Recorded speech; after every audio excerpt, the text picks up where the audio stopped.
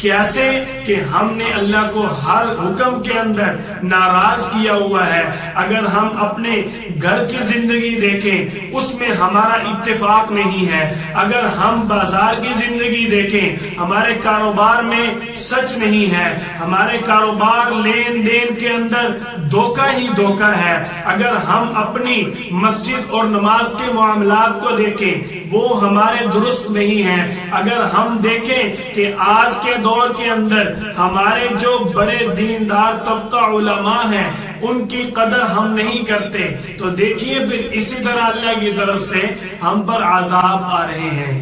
اللہ تعالیٰ سے دعا کرتے ہیں اللہ تعالیٰ ہم سب کو اپنے گناہوں کی توبہ کر کے اپنی ذمہ داری کا احساس نصیب فرمائے.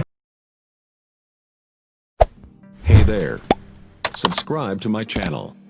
And also press this bell icon.